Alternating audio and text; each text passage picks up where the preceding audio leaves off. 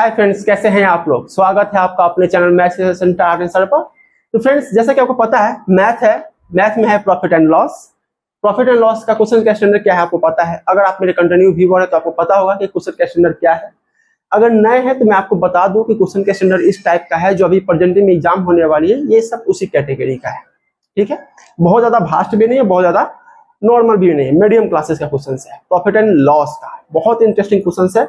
दूसरी बात, ये प्रीवियस क्वेश्चन है, इसका दो फायदा है। एक, एग्जाम में टकराता है, दूसरा एग्जाम का पैटर्न समझ में आता है। हम आपको रिकमेंड करेंगे कि आप मेरे चैनल में पढ़ो या खुद से पढ़ो, आप प्रीवियस क्वेश्चंस को बहुत ज्यादा पढ़ो, इससे आपका एक्सपीरियंस बहुत ज्यादा बेटर हो जाएगा। ठीक है, तो चलिए क्लास को शुरू करते हैं। सवाल कुछ आपका इस प्रकार से दिया हुआ है।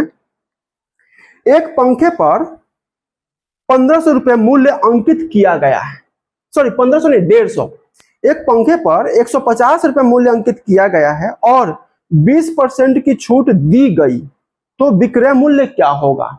ध्यान दीजिएगा, कितना छूट दिया जा रहा है, 20%। अंकित कितना है, MP। मार्किंग प्राइस कितना है, 150 रुपया, 150 रुपया।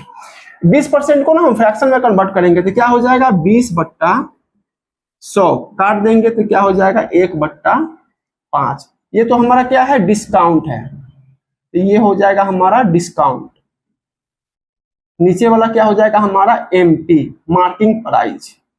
क्योंकि 100% मार्किंग प्राइस है तो उसमें 20% डिस्काउंट है, तो ये काट के नीचे वाला जो है मार्किंग प्राइस होगा, ऊपर वाला जो होगा डिस्काउंट होगा। अब मार्किंग प्राइस, अब SP बराबर क्या होता है, SP बराबर होता है MP माइनस डिस्काउंट। MP कितना है, 5, डिस्काउंट 1, तो कितना हो गया, 4। मतलब 4 यूनिट आपका है SP, 5 यूनिट आपका है मार्किंग प्राइस, 1 यूनिट आपका क्या है, डिस्काउंट। अब मार्किंग प्राइस कितना होगा, 150, तो इसका मतलब हो गया कि 5 यूनिट बराबर है 150 रुपया के, 150 रुपया के। तो अब क्या हमसे पूछा जा रहा है, तो उसका विक्रय मूल्य क्या होगा, मतलब ये SP क्या होगा, तो SP कितना है, 4 यूनिट। तो 4 यूनिट किसके बराबर होगा, तो बराबर होगा ये रुपया 150/5। ये 5 ले आएंगे नीचे, 4 इधर है तो 4 से इधर हम गुना कर देंगे, तो 5 से ही कटेगा, 5 के 15, 30 बार में, और 30 को 4 से गुना करेंगे तो ये हो गया रुपया 120। ये हो गया हमारा आंसर, 120 रुपया। ठीक है, ऑप्शन नंबर क्या है, option number C। Option number C आपका एकदम सही आंसर है।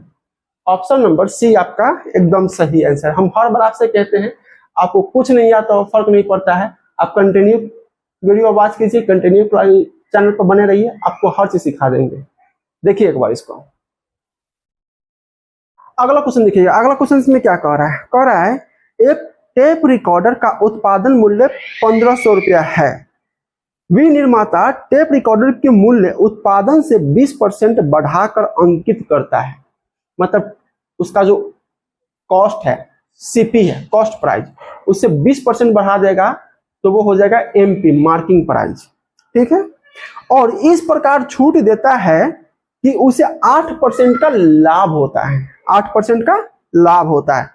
तो छूट का प्रतिशत ज्ञात करें, तो छूट कितना परसेंट है वो ज्ञात करना है। तो ध्यान दीजिएगा, सबसे पहली बात है, हम लिखते हैं लेट CP अगर यहां पर है 100 रुपया, ठीक है, 20% बढ़ा के वो उसका मार्किंग प्राइस करता है, तो मार्किंग प्राइस क्या हो जाएगा, MP हो जाएगा 120, क्योंकि 20% इंक्रीजमेंट है, 20% यहाँ पे बढ़ाया गया है।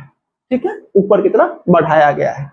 अब दूसरी बात क्या है, कह रहा है कि वो मार्किंग प्राइस पर कितना परसेंट डिस्काउंट देता है, कि उसका मतलब कि 8% का प्रॉफिट होता है। तो प्रॉफिट 8%, मतलब CP अगर 100 है, CP अगर यहां पर हम दे देते हैं 100, तो उसका SP कितना होना चाहिए, 8% प्रॉफिट है तो SP हो जाएगा 108। ठीक है, प्रॉफिट हो जाएगा 108, हम 105 लिख दीजिए, यहाँ पर प्रॉफिट क्या हो जाएगा 108। यहाँ पर 8% प्रॉफिट है, ये भी इंक्रीजमेंट है। प्रॉफिट मतलब बढ़ के मिलना। तब ध्यान दीजिए अब क्या है, यहां पर सीपी कितना है 100, एसपी कितना है 108 और एमपी कितना है 120, यही है ना।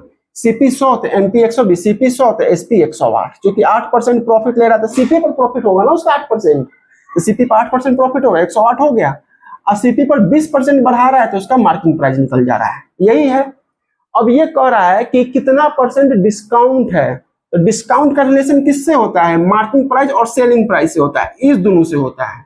मतलब मार्किंग प्राइस 120 है और बेच रहा है वो 108 में, तो कितना का अंतर है, 12 का अंतर है। तब 12 रुपया वो 12 यूनिट वो डिस्काउंट करता है। तब 12 यूनिट कितना परसेंट है, तो डिस्काउंट परसेंटेज किस पे निकाला जाता है, तो मार्किंग प्राइस पे निकाला जाता है। कहते हैं कि इस पर 10% का छूट है, जो मार्किंग प्राइस है उसी का 10% निकालते हैं ना, उसी का निकालते हैं। तो किसका निकालेंगे हम, मार्किंग प्राइस का 120 गुना में 100, कितना बार में कट जाएगा, 10 बार में, और 10 से कितना बार में कट जाएगा, 10 बार में, 10%। ये हो गया हमारा आंसर, 10% हो गया हमारा answer. Option number D, option number D हमारा सही आंसर है। ऑप्शन नंबर डी हमारा एकदम सही आंसर है। एक बार देखिए इसको आप, अगला क्वेश्चन देखिएगा। अगला क्वेश्चन में क्या कह रहा है, कह रहा है देखिए क्वेश्चन बहुत ट्रिकी है, समझे, क्वेश्चन बहुत ट्रिकी है, कंफ्यूज करने वाला है, तो एकदम ध्यान से पढ़ा कीजिएगा। क्या कह रहा है, 12% छूट देने के बावजूद 32% लाभ कमाने के लिए दुकानदार को अपनी वस्तु पर लागत मूल्य से कितना प्रतिशत अधिक मूल्य अंकित करना चाहिए। अब इसमें है क्या, तो वो ना 12% छूट पर खरीद रहा है, ठीक है। अभी जो वस्तु है उसका जो मार्किंग प्राइस है उससे 12% छूट पर वो खरीद रहा है, ठीक है। उस मार्किंग प्राइस पर 32% बढ़ा के वो मार्क कर रहा है, ठीक है। तो अब वो जो खरीद रहा है और जो मार्क कर रहा है उसके बीच जो भी अमाउंट आ रहा है वो उसके खरीद का कितना परसेंट है, यही कह रहा है ना।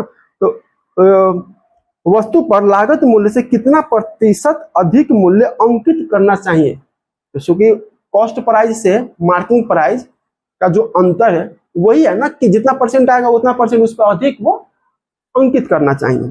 तो ध्यान दीजिएगा, सीपी क्या हो जाएगा, यहाँ पर सीपी हो जाएगा 100 माइनस 12 मतलब 88, ठीक है, 88 यूनिट। और एसपी क्या हो जाएगा हमारा, एसपी हो जाएगा 100 माइनस,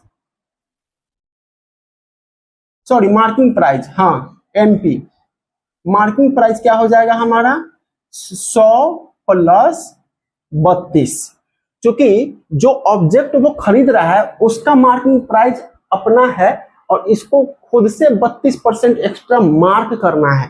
तो इसका जो मार्किंग प्राइस होगा ना 100%, मतलब पहले का जो मार्किंग प्राइस है वो तो 100 रुपया है, ठीक है। तो ये 100 रुपये 12% माइनस पे खरीद रहा है, तो ये हो गया उसका एक्चुअल सीपी, ठीक है।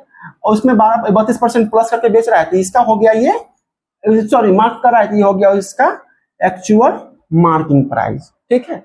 इस दोनों के बीच का अंतर कितना है, तो 44 का अंतर है, 32 और 12 42, ठीक है।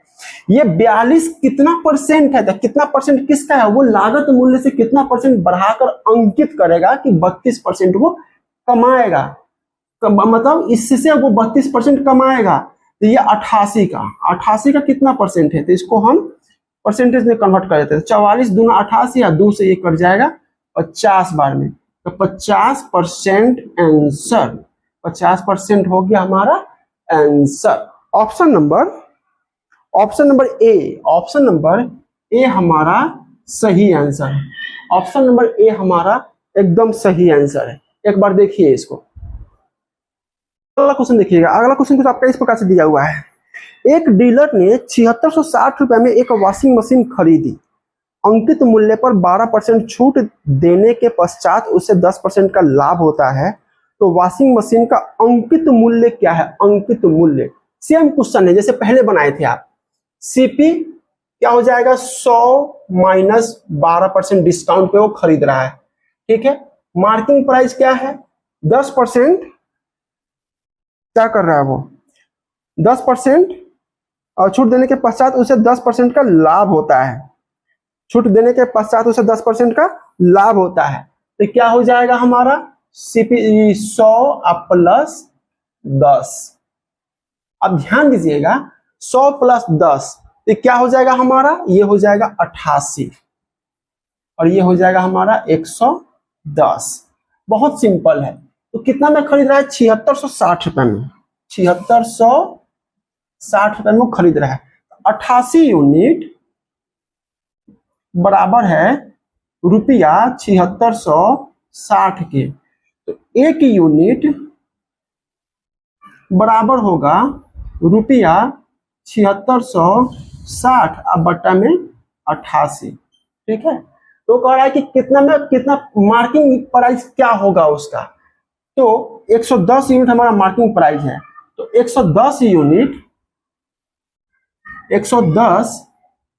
यूनिट बराबर होगा 7660 बट्टा 88 गुना 110। ठीक है। ये कितना हो जाएगा हमारा?